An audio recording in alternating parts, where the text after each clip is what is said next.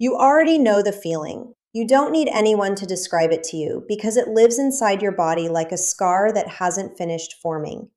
It's the feeling of lying awake at 3 in the morning, replaying a conversation that somehow ended with you apologizing for being hurt.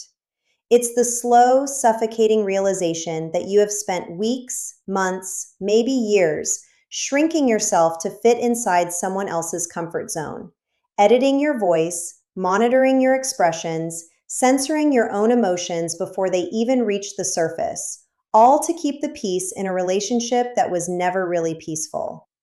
It's the exhaustion that goes deeper than sleep can fix. The kind of tired that lives behind your eyes and in the hollow space between your ribs. You felt it every time you tried to explain how their words wounded you and watched their face shift, not into remorse, not into guilt, but into something cold and calculating, like a chess player rearranging the board. You know this feeling because you lived it. And the fact that you're here reading this tells me something important about you. It tells me that some part of you has finally decided that feeling this way is not something you deserve. And you are absolutely right. But here's where this gets complicated, and where most people make the mistake that costs them years of their life. The question most people ask when they've been broken down by someone psychologically manipulative is this: how do I make them feel what I felt? How do I make them hurt the way they hurt me? That question is completely human, completely understandable, and almost completely useless.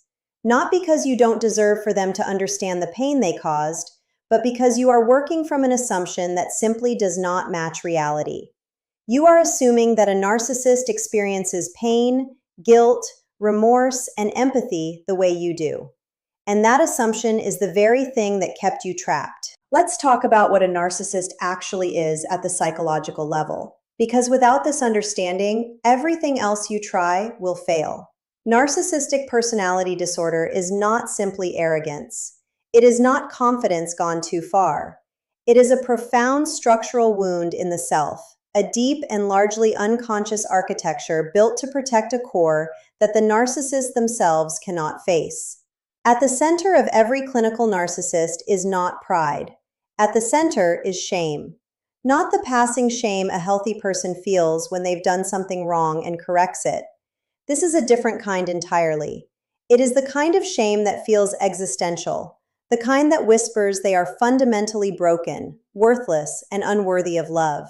That core wound, which usually forms in early childhood, is too devastating to consciously live with. So the psyche builds a fortress around it. The fortress is the false self, a grandiose, inflated, invulnerable persona that exists specifically to deny the wound beneath it.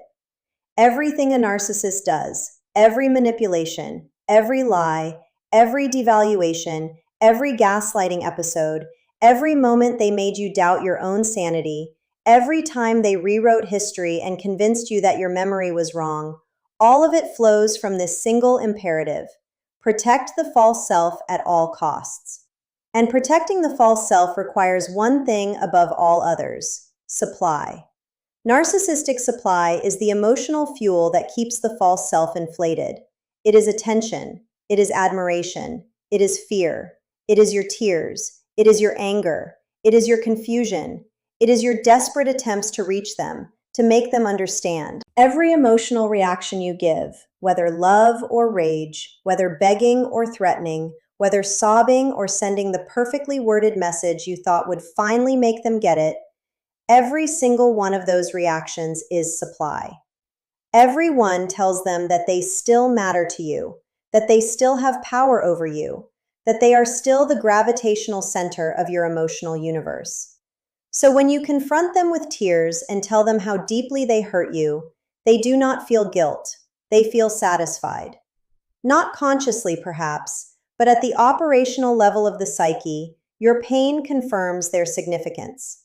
When you send the angry message listing every single thing they did wrong, they are not reading a list of their failures. They are reading confirmation that you are still consumed by them. And here is the devastating irony nobody tells you early in recovery. The more emotionally reactive you are, the more powerful they feel, and the less actual pain they experience. This is why traditional revenge fails. This is why every dramatic confrontation, every ultimatum delivered with shaking hands and a racing heart, leaves you feeling emptier than before.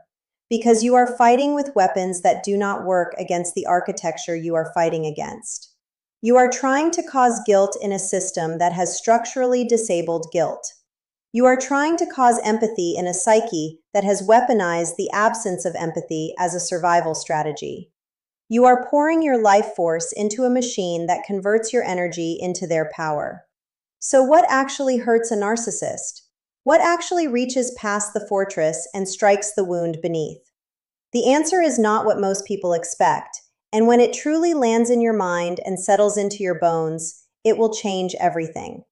What genuinely destabilizes a narcissist, what creates in them the closest thing to actual pain that their psychological architecture allows, is not your anger. It is not your tears. It is not your public call-out or your perfectly crafted revenge. What destabilizes a narcissist is your indifference, your withdrawal, your silence, your complete and total disengagement from the game. What hurts a narcissist is the absence of you. Think about what they cannot tolerate. They cannot tolerate being ignored. They cannot tolerate being irrelevant. They cannot tolerate the realization that you have moved your emotional center away from them, that you are no longer organized around their moods, their approval, their disapproval, their silence, their attention. When you stop reacting, when you stop seeking closure, when you stop trying to make them understand, when you become genuinely and profoundly uninterested in their opinion of you, you remove the one thing their false self cannot survive without. You remove the supply. And when supply is removed, the false self begins to crack, not in a way that produces the remorse you are hoping for, but in a way that produces something that functions like pain for the narcissist. It is called narcissistic injury. And when the injury is sustained, it escalates into narcissistic collapse. Narcissistic injury is what happens when reality penetrates the fortress. When the image they've constructed of themselves as powerful, desirable, and indispensable is contradicted by an undeniable external reality. Your indifference is that contradiction. Your silence is that reality. When you stop coming back, when you stop responding to their provocations, when you stop being available for the cycles of idealization and devaluation they require to feel alive, you are not simply leaving a relationship. You are dismantling the operating system of their false self.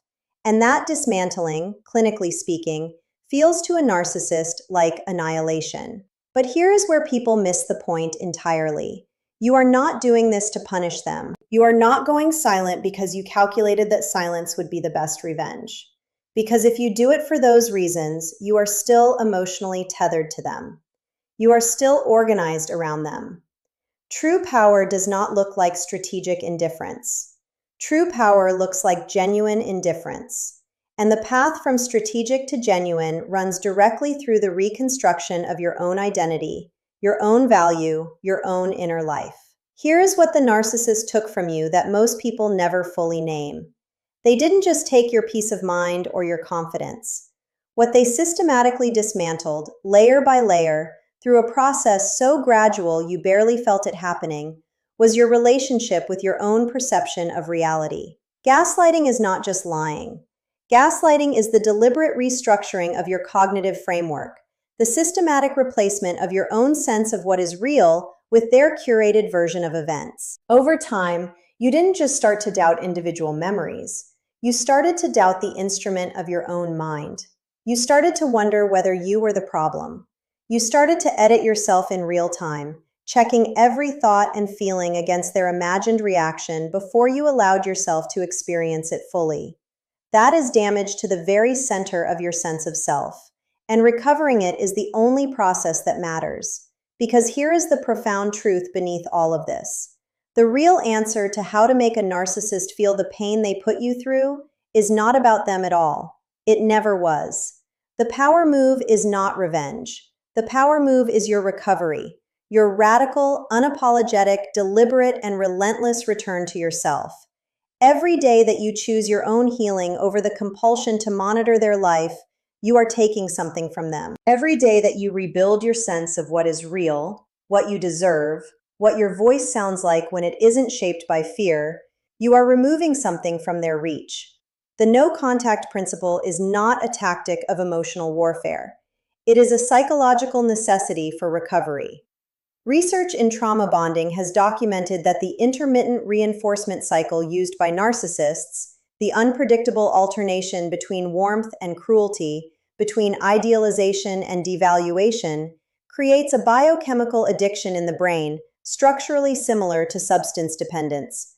The highs of idealization flood the brain with dopamine and oxytocin. The lows of devaluation spike cortisol and trigger an anxious drive to restore the bond. This cycle, repeated over months and years, literally rewires the neural architecture of the person on the receiving end. This is why you couldn't just leave. This is why you went back even when you knew. This is why the logical part of your brain knew it was toxic and the rest of you didn't care. It wasn't weakness. It was biology responding to a carefully conditioned pattern. The gray rock method, the psychological strategy of becoming as emotionally unresponsive as a gray rock when interaction is unavoidable, works because it starves the mechanism. The narcissist needs an emotional reaction the way a fire needs oxygen. Give them nothing to react to. No drama, no anger, no visible pain, no visible triumph. Flat, calm, disengaged. You become a surface with nothing to grip. And without emotional grip, the narcissist has no way to regulate their own internal world through you, which is precisely what they've been doing all along. They were not in a relationship with you. They were using the relationship as an external regulatory mechanism for a self that cannot regulate from within. A narcissist does not actually see you. They never did. They saw a reflection of themselves. They saw a source of supply. They saw a function. The person they idealized in the beginning was not you. It was a projection of their own fantasy of the perfect mirror. When you began to show complexity, needs, disagreements, when you began to be a fully realized human being with your own reality, you became a threat to the projection.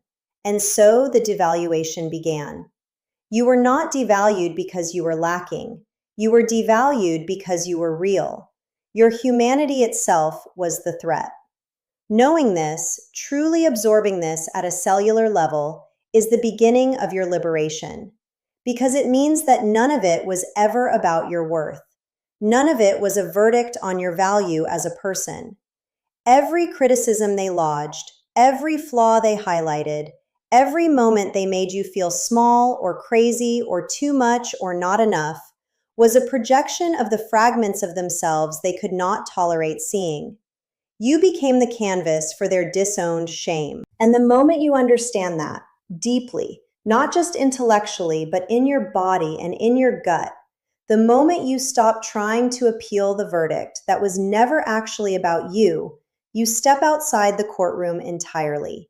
Your recovery is the revenge, not in a petty or performative sense, but in the most profound sense possible. A narcissist needs you to be diminished.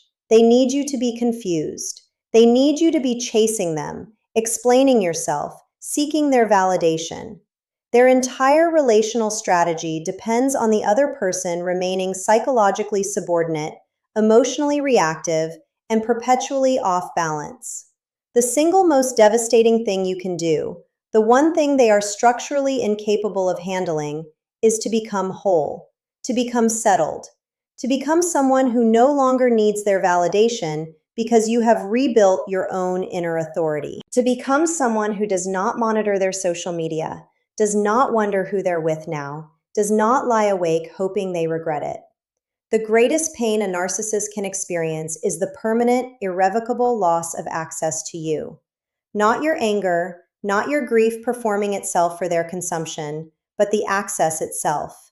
And the greatest gift you can give yourself is to make that loss permanent, not as punishment, not as revenge, but as a declaration that you belong to yourself now.